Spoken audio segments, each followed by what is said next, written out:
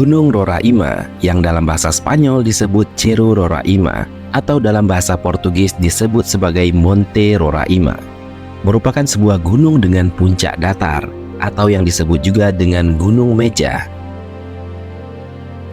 Gunung Roraima berada di pegunungan Pacaraima.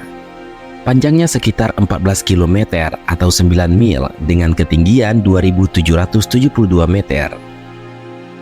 Gunung Roraima menjadi sumber air dari aliran sungai di Guyana dan jaringan sungai Amazon dan Orinoco.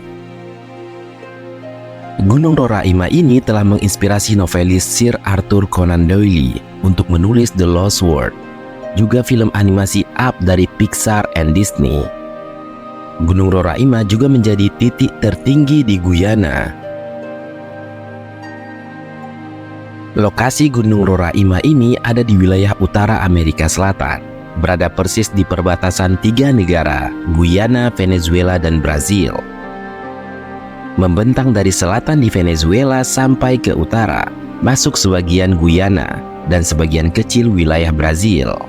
Gunung Roraima dapat diakses dari ketiga negara tersebut. Dari Guyana, salah satu pilihan terbaik adalah mengunjungi Paruima yang menyediakan akses sampai ke kaki gunung. Namun karena dinding tebingnya yang terjal, hanya pendaki ahli yang bisa mendakinya. Jika ingin menjejakkan kaki di puncaknya, maka pilihan terbaik berikutnya adalah dengan menyewa helikopter untuk bisa sampai di puncak Roraima. Adapun akses yang paling mudah dengan perjalanan darat adalah melalui Brazil dan Venezuela. Namun perjalanan untuk mencapai puncaknya memakan waktu sampai beberapa hari. Dalam bahasa lokal Venezuela, gunung ini disebut Roraima Tepui. Roroi berarti biru hijau dan Ma berarti hebat, sedangkan Tepui berarti rumah roh. Dikatakan bahwa Tepui ini adalah salah satu dari 115 Tepui yang ada di Grand Sabana. Dan Roraima menjadi yang tertinggi dari rantai dataran tinggi Tepui Pacaraima di Amerika Selatan. Gunung Meja ini dianggap berasal dari beberapa formasi geologi tertua di bumi, berasal dari sekitar 2 miliar tahun yang lalu di Prakambrium. Titik tertinggi gunung ini adalah Maverick Rock dengan ketinggian 2.810 meter. Area puncaknya memiliki 31 km persegi dan dilindungi oleh tebing setinggi 400 meter di semua sisinya. Landscape di puncaknya yang rata adalah berupa labirin batu dengan banyak ngarai. Beberapa ngarainya memiliki kedalaman beberapa ratus kaki. Jadi bisa dikatakan bahwa Roraima tidak datar sama sekali seperti yang diperkirakan sebelumnya.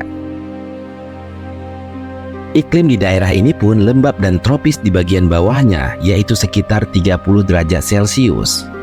Sedangkan di bagian atas dataran tinggi agak sedang, yaitu 10 derajat Celcius, dengan kondisi cuaca yang berbeda.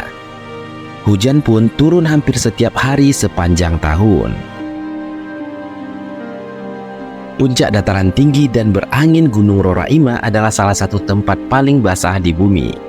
Sebagian besar wilayahnya menjadi rumah bagi flora dan fauna endemik. Lusinan spesies tanaman telah beradaptasi dengan tanah semi-steril di dataran tinggi Gunung Roraima. Medan berbatu di puncak Roraima juga merupakan rumah bagi spesies hewan endemik yang tidak ada di tempat lain di bumi, termasuk burung pemakan biji dan pemakan nektar yang telah beradaptasi dengan lingkungan yang keras.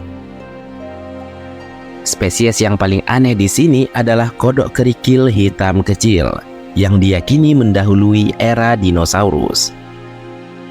Mereka ada kaitan erat dengan spesies Afrika. Kemungkinan tertangkap di sini ketika benua-benua terpisah, lalu mereka pun beradaptasi dari waktu ke waktu ke habitat baru mereka. Spesies tersebut pertama kali ditemukan pada tahun 1895 ketika seorang ahli biologi menginjakkan kaki di Gunung Roraima ini. Makhluk kecil yang aneh tersebut berukuran sekitar 1 inci dan menempel di permukaan berbatu yang licin. Tidak dapat berenang atau melompat, melarikan diri dari pemangsa dengan cara membungkus diri mereka menjadi bola-bola kecil dan memantul dari batu. Dari puncak Gunung Roraima, entah berapa juta liter air mengalir setiap tahunnya, membentuk beberapa air terjun yang tinggi yang luar biasa. Air terjun tersebut disebut dengan air terjun Roraima, yang airnya jatuh di tebing setinggi 400-an meter di Tepui. Saat ini Gunung Roraima menjadi tujuan para backpacker. Hampir semua orang yang mendaki gunung datang dari sisi Venezuela.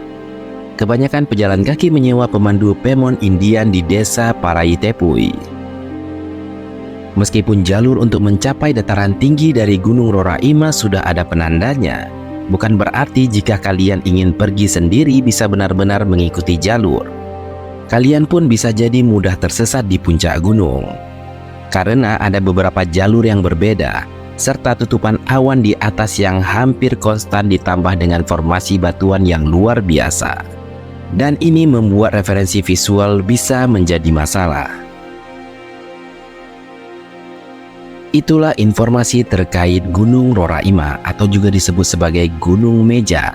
Ya, karena puncaknya yang datar dan tidak seperti gunung pada umumnya. Jika kalian punya informasi lain untuk dikasih tahu, silakan komen di bawah.